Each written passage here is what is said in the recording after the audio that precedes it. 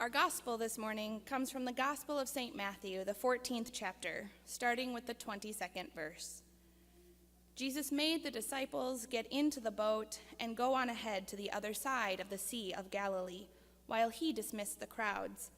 And after he had dismissed the crowds, he went up the mountain by himself to pray. When evening came, he was there alone. But by this time the boat, battered by the waves, was far from the land, for the wind was against them. And early in the morning he came walking toward them on the sea.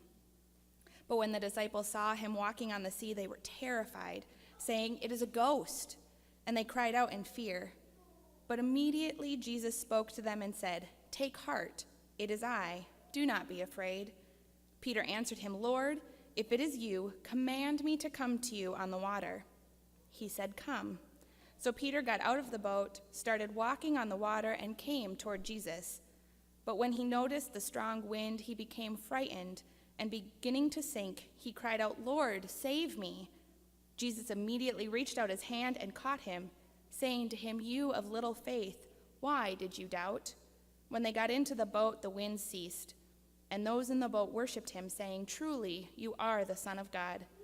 Here ends our gospel reading. You may be seated.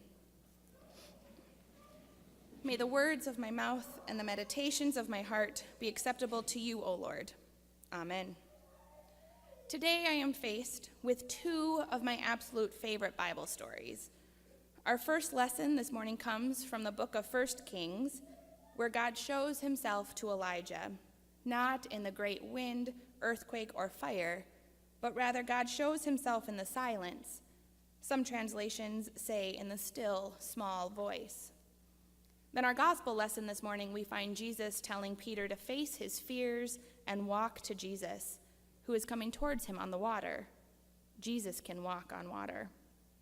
I've preached on the first King lesson before, so today I want to focus on our gospel message, most notably the relationship between Peter and Jesus.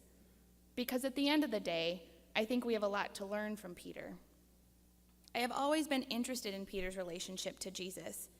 He is one of Jesus' closest friends, often depicted in the inner circle of disciples, often hanging out with James and John.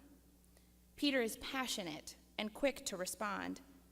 He is mostly faithful to Jesus. Granted, he is human, so that alone makes him a bit faulty. Outside of our gospel today, there are quite a few things we know about Peter.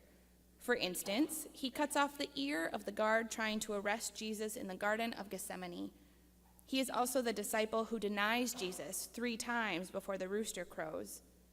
Peter is ashamed of his denial, but is also scared to be associated with Jesus.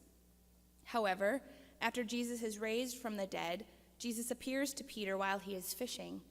Jesus then asks Peter to profess his love for Jesus 3 times.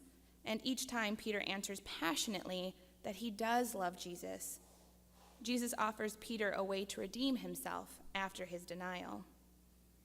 Peter is the disciple we can relate to, the disciple who says they understand, yet the next minute, when the going gets tough, we turn to denial. We enter our shells and retreat, fight or flight. I tend to flee, to retreat to the safety of what I know. Peter did too.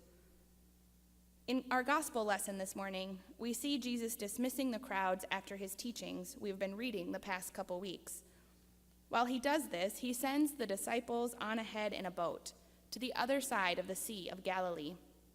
Meanwhile, Jesus heads up the mountain to pray for a little bit of alone time, to separate himself from the crowd for just a little while. Then Jesus does a miracle. He finds that the boat filled with disciples is far from the land, so he walks to the disciples on the water. Jesus doesn't need to swim. He walks right on top of the water. The disciples, Peter included, are terrified, and they cry out in fear. They believe there is a ghost in their midst, so they yell.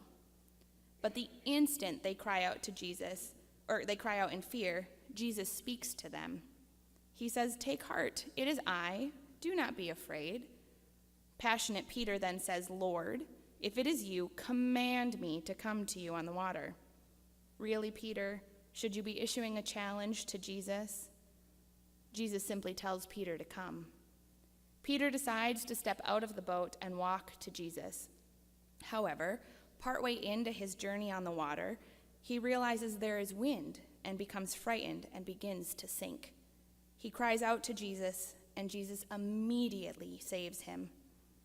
Jesus then issues the following statement to Peter: "You of little faith, why did you doubt?" Once Jesus reaches the boat, the winds cease. This isn't the first time we've seen Jesus calm a storm. And the disciples once again proclaim that Jesus is truly the Son of God. Not the first time we've heard those words either. For me, when reading this particular passage, I am struck by the realization that the decision to trust Jesus, to have faith, is always left up to us. The frail humans, the humans who can't make up their minds, the people who don't always know right from wrong. Yet the decision to have faith, to believe, to trust, is always left in our hands. There is something deeply moving in the fact that the decision is always ours. Peter tells Jesus to command him to come on the water, not to ask, but to tell, to command. The only thing Jesus tells Peter is to come. There are no other words used. He doesn't command Peter to do anything. Instead, Jesus offers up an invitation, not a do this or else statement, but rather a simple invitation to join Jesus on the water, to step out of the boat, to take a literal leap of faith. It is then up to Peter to decide whether or not to trust Jesus, to step over the side of the boat, to try to do the impossible. And Peter, being the passionate person that he is, he steps out of the boat. There's a picture I am sure you have all seen, but just in case, if we could put the picture on the screen now. It is the picture of Jesus knocking at the door. What I find fascinating in this picture is that there is no doorknob on Jesus' side of the door.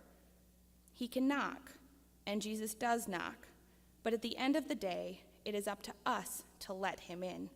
We have the doorknob. The decision to follow Jesus is ours and ours alone. We can be presented with the facts, with the miracles, with all the evidence in the world. The disciples had Jesus in their midst, after all. But the choice is still ours. God doesn't want a bunch of puppets. He wants individuals who have chosen to follow him, to give our lives over to him, to have stepped out of the boat. Peter had the invitation open to him to step out of the little fishing boat. He chose to accept the invitation.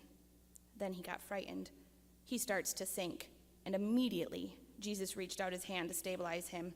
Not in a couple minutes, not in a few days, but immediately. Jesus could already start to sense Peter's panic, and he knew what was coming. The split second Peter cried out in fear, Jesus was there ready to catch him. When I was growing up, we had a pool in our backyard. My sister and I spent hours playing in the pool, always with my mom nearby, just in case. My sister and I used to hang from the wall of the pool and climb our way around the pool, one hand over the other. I don't know why, but we did. Well, one day I was goofing off, climbing along the wall. I did it all the time, but somehow I let go in the deep end of the pool. I could swim decent enough, but I started to panic. I can remember my mom yelling to me to just grab the step. I was within inches of safety, but I couldn't. My mom jumped into the pool and made sure I was okay. And I was, a little bit frightened, but I survived. Like Peter, I needed a helping hand. That is what Jesus does in this passage. Peter gets frightened about what he sees around him. He takes his eyes off of Jesus for one moment. But the reassuring thing is, Jesus never takes his eyes off of Peter. We may lose focus, change where we are looking, but the creator of the world never takes his eyes off of us. So the instant we call out in fear, we have a hand that is able to bring us back to safety. We see this twice in our gospel message this morning. As Jesus is walking on the water towards the fishing boat, the disciples are frightened. They don't understand what is going on. People don't walk on water. When they cry out in fear, our gospel text says that immediately Jesus calmed them. He told them that it was him, and they had no reason to be afraid. Same thing with Peter. Jesus immediately catches Peter when he starts to sink. He never lets Peter go. Jesus never lets his faithful disciples go. Jesus never lets us go. He immediately steps in when we call out to him. The decision to follow Jesus is ours to make. However, you can rest assured that once the decision is made, Jesus is standing right next to you, ready to catch you when things get rough. Jesus will never leave us. Jesus invites Peter to do the impossible, to walk with him on the water. And Peter, I am assuming, being the passionate person he is, readily accepts. But once he is frightened by the wind, he forgets who he is walking with, who is helping him to do the impossible, the author of this miracle. So although God invites us to actively participate in the sometimes impossibility of our world, we need to be reminded that we are not God. And if we attempt the things we are invited to do alone, we will start to sink. Sure, God may be and probably is inviting you to take a leap of faith. Switch jobs, give more, take more time for self-care. Whatever it is God is inviting you to do is amazing and wonderful. But once we take the leap and feel stable, once we have stepped over the side of the boat, we need to remember that although the scary part may be done, we still need to rely on Jesus, on the person who is able to do the impossible. Peter forgot. He looked away from Jesus for 2 seconds, and then the winds were able to capture his attention. But Jesus steadied him.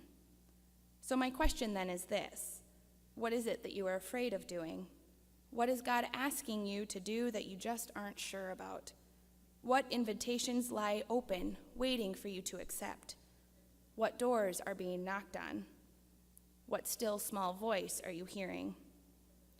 Or further yet, what is it that you thought you heard God asking you to do, but now isn't going as planned?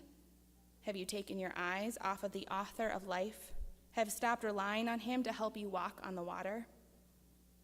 The final part of Peter's story is the part I love the best, because Peter made mistakes, and he made some doozies of mistakes.